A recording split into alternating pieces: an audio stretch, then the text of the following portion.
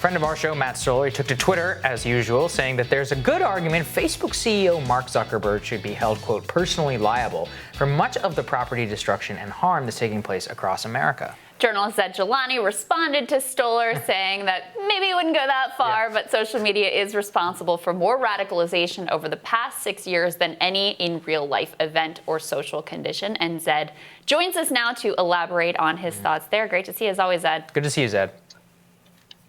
So Stoller, as usual, going very hard, and you having the little bit more nuanced take on this one. But how do you see social media as having contributed to this division that we're witnessing in the country? Yeah, so I think prior to like 2012, 13, 14, a lot of Americans still weren't using Facebook. Twitter had a very small population. And I think a lot of how people got their politics was the traditional mediums, whether it be cable news, through a newspaper, friends and discussion with their friends and family. Social media created a kind of new environment where no matter what you believe, you can go somewhere on the internet and you can kind of link up with other people and bounce ideas off of them that they basically agree with. There isn't the same kind of, stopping mechanism or guardrails that maybe existed in kind of being in a diverse community, because you can really put yourself into a bubble. And what makes matters worse is that, some websites like YouTube actually have an algorithm that kind of encourages polarization, because when you watch one video, it'll send you another video that has similar kind of political orientation that other people are clicking on. It doesn't really suggest for you to watch something from the opposite point of view. Before Alex Jones was banned, actually, they were recommending Alex Jones videos over and over to people who are watching right-leaning videos. Like, the algorithm was designed to keep pushing you further and further down the rabbit hole.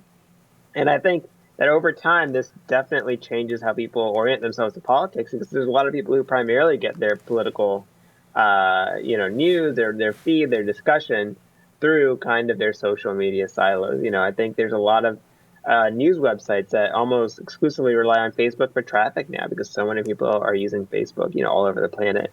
I think Matt maybe went a little bit too far saying that, he's personally liable for violence, given that, the people who did the violence were liable for it.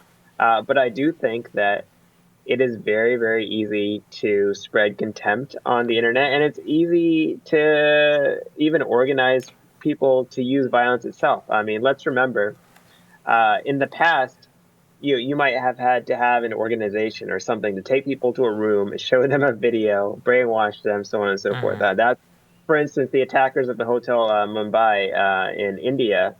They were in a camp in Pakistan watching videos of atrocities of the Indian military in Kashmir, so on and so forth.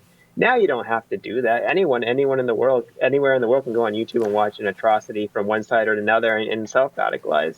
Yeah, and I'm loath to be like social media is the real response. Obviously, people have agency, kind of, and all of that. But one of the things that I'm curious for your take on is, to me, it's not even so-called normal people.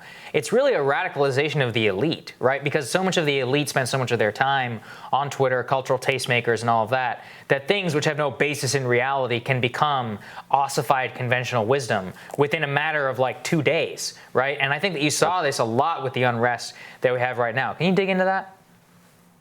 Yeah, well, what's really interesting is Gallup did some polling last week, and they asked people about what kind of protest tactics they think are justified. Most people said they thought the nonviolent protests were good and they were improving people's lives.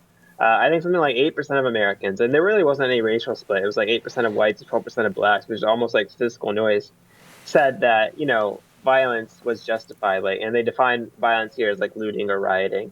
So really a very, very, almost the same percentage of Americans who think Elvis is still alive, basically, are the ones who think that violence is justified. But it's so common, if you go on Twitter or Facebook, to find people justifying violence, cheering on violence, right and left. And yet that population almost doesn't exist at all in real life. And the problem is that, like you said, there are many, many people from kind of elite spheres who are using these websites now as their window into America. And so it overrepresents extremes. And it tends to underrepresent people, particularly who don't have time to sit around all day in an office in a white-collar job to be using these websites, right? They're sweeping the floors and serving meals and doing so on and so forth, working in hospitals. It's the people who are bored and kind of well off and are often seeing an escalating kind of cycle of rhetoric as something they need to be taking part in. You know, there's this arms race to continue to signal that you're the most radical. I think that is a lot of what's driving the discussion online. And unfortunately, I think some of the incidents where we've had violence in real life were actually partly organized through people doing this online over the past few months. And how do you fit like the rise of QAnon into this as well? Because it strikes me also like in a similar dynamic, there's a desire for people to create meaning where if they're on the good team and they're part of like the white knights that are riding in to the rescue of the country against these other evil people who happen, by the way, to be their fellow countrymen, or in QAnon's case, I can't claim to be like super well versed in this. You know, there's this global evil cabal that has been controlling the country for decades on end. It puts yourself as the hero of the story. And so when we're living in a society where we covered earlier, 25% of young people say that they've contemplated seriously suicide in the last 30 days. You have addiction spiking, you have depression off the charts, all of these things. It also seems like those underlying social dynamics contribute to this desire to create this ecosystem in which you are a hero doing battle against true villains. Yeah, I think that's exactly right. I mean, I feel like there's a whole industry of people on CNN, New York Times, who write about conspiracy theories, and they're often doing it from the vantage point of someone who obviously has never believed in one. Like, they just don't understand it. They view it as creepy, radical, dangerous. But, like, I don't know, when I was a teenager, I believed in some conspiracy theories, and I think the main reason why I believed in them is because I felt like the world was out of control. Like, 9/11 had just happened. There was a huge war in Iraq. I couldn't understand why. I didn't really know anyone in politics, didn't have any connections, wasn't in or around DC or New York or any of these elite capitals. I think when you're alienated that way, yeah, you do try to find, like, you have a natural impulse to try to find something to make sense of it. And I think it's not a surprise that something like QAnon, which is quite wild, is booming at a time when there's a giant pandemic, 27 million people unemployed, a lot of chaos and disruption, a very strange esoteric president in some ways.